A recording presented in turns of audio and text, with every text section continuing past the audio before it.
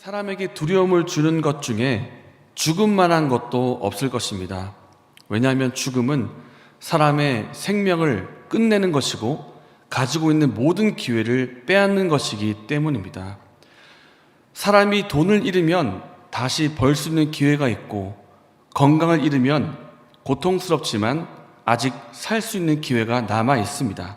하지만 죽음이 찾아오면 돈을 벌 수 있는 기회나 또 살아갈 수 있는 모든 기회를 빼앗겨 버립니다.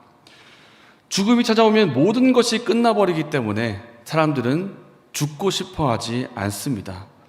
동양과 서양을 막론하고 또 고대 시대와 현 시대를 막론하고 사람들은 죽음을 극복하고 이기기 위해서 무던히 노력해 왔습니다. 그러나 무수한 연구와 시도를 했음에도 불구하고 지금까지 죽음을 이긴 사람은 아무도 없습니다. 지금까지 모든 인류가 다 죽어서 무덤에 들어가거나 사라져 없어졌습니다.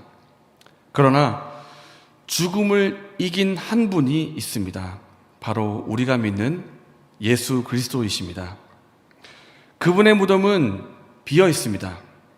예수께서 죽음을 이기셨기 때문인데, 예수님이 죽음을 이기신 이유는 예수님에게 생명이 있고 예수님이 하나님의 아들이시기 때문입니다.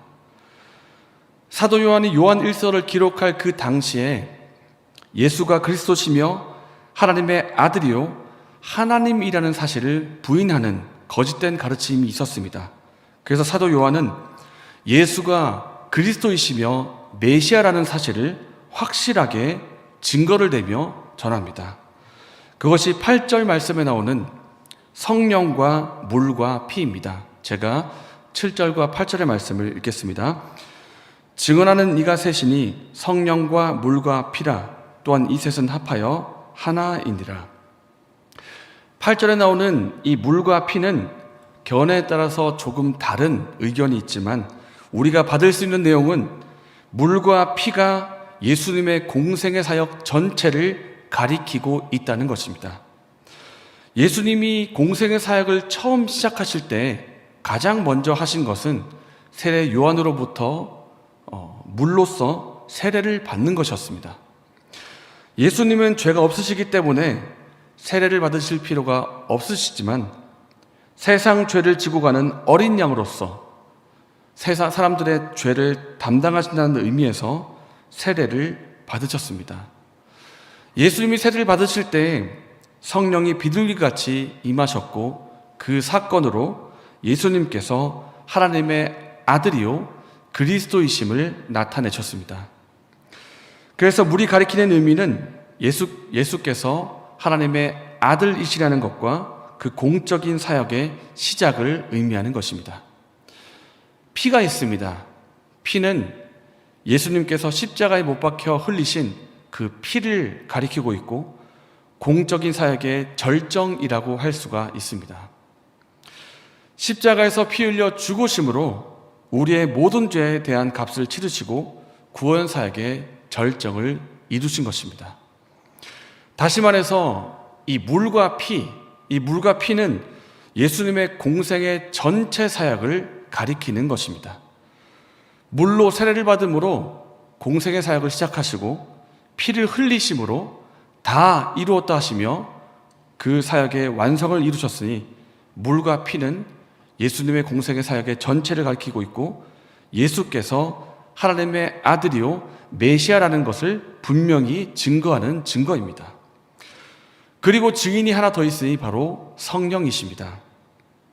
진리의 영이신 성령께서 예수가 그리스도요 메시아라는 사실을 증거하고 있으니 이 물과 피와 성령이 가리키는 한 분, 예수가 그리스도시고 하나님의 아들이시며 메시아라는 이 진리를, 이 사실을 흔들리지 말고 굳건히 믿으라는 것입니다.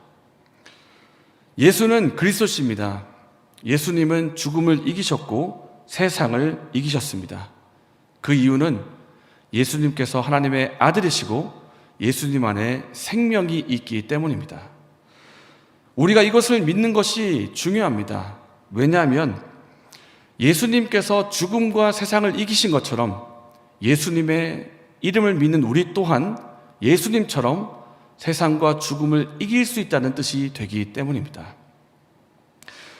육신의 죽음도 죽음이지만 우리가 꼭 숨이 멈추고 육신의 움직임이 멈춰야 죽음을 경험하는 것은 아닙니다. 우리는 살면서 죽음을 경험할 수가 있고 우리에게 다가온 극심한 고난과 고통, 어려움이 오면 우리는 죽음을 경험할 수가 있습니다. 사도 바울은 살아가면서 여러 번 죽음을 경험했다고 고백합니다. 고린도후서 1장 말씀에 형제들아 우리가 아시아에서 당한 환난을 너희가 모르기를 원하지 아니하노니 힘에 겹도록 심한 고난을 당하여 살 소망까지 끊어지고 우리는 우리 자신이 사형 선고를 받은 줄 알았으니 라고 고백합니다. 바울은 살면서 죽는 것 같은 일, 죽음을 여러 번 경험했습니다. 이와 같은 일이 우리에게도 일어날 수가 있습니다. 제가 예전에 뉴스를 보다가 한 청년에 대한 안타까운 소식을 접한 적이 있습니다. 20대의 젊은 청년인데 여러 번 시도하고 노력하다가 드디어 직장을 얻게 되었습니다. 그런데 직장을 다닌 지 한 달 만에 스스로 목숨을 끊는 일이 일어났습니다. 청년이 스스로 목숨을 끊게 된 이유는 그 직장 생활이 죽음에 이르게 할 만큼 고통스럽고 힘들었기 때문입니다.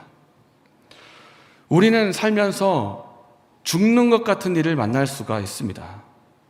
관계적인 죽음일 수도 있고 정서적인 죽음일 수도 있고 그리고 심지어 육체적인 죽음일 수도 있습니다.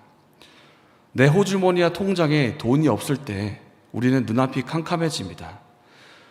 사랑하는 가족의 큰 병이 걸리거나 사망한 일이 발생하면 우리는 정서적으로 죽음을 경험하게 됩니다. 사회가 나를 매몰차게 그리고 차갑게 대할 때 우리는 그 여러 일 속에서 죽음을 경험할 수 있습니다. 그러나 이때 우리가 기억할 것이 있습니다. 죽음을 이기신 예수님이 우리와 함께 하신다는 사실입니다. 육체의 죽음 그리고 우리가 살면서 겪을 수 있는 여러 가지 죽음을 이기신 예수님이 우리와 함께 하신다는 사실을 우리가 믿어야 합니다. 함께 4절과 5절의 말씀을 읽겠습니다. 무릇 하나님께로서 난 자마다 세상을 이기느니라. 세상을 이기는 승리는 이것이니 우리의 믿음이니라. 예수께서 하나님의 아들이심을 믿는 자가 아니면 세상을 이기는 자가 누구냐? 아멘. 우리는 살면서 죽음과 같은 일, 때로는 실제의 죽음을 경험할 수 있지만 우리는 그 죽음을 이길 수 있습니다. 왜냐하면 죽음을 이기신 예수 그리스도의 생명이 우리와 함께하기 때문입니다. 예수 그리스도께서 생명 그 자체이시기 때문입니다.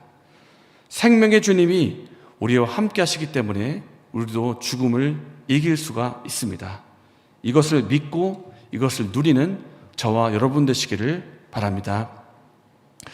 이 시간 말씀을 생각하면서 함께 기도하기를 원합니다. 여러분이 혹시 최근에 죽음과 같은 일을 겪고 계시진 않으십니까? 우리가 겪는 여러 가지 어려움, 우리를 두렵게 만드는 죽음과 같은 일들 속에서 하나님을 바라보게 하여 주시옵소서. 우리의 눈을 들어서 죽음을 이기신 예수 그리스도를 바라보게 하여 주시옵소서. 현재일이나 장래일이나 그 어떤 것도 우리를 그리스도의 사랑에서 끊을 수 없음을 믿게 하시고 예수님을 의지하여 그 모든 일들을 극복하고 이기게 하여 주시옵소서. 이렇게 기도하신 후에 개인적인 기도의 제목으로 기도하시고 자유롭게 돌아가시겠습니다.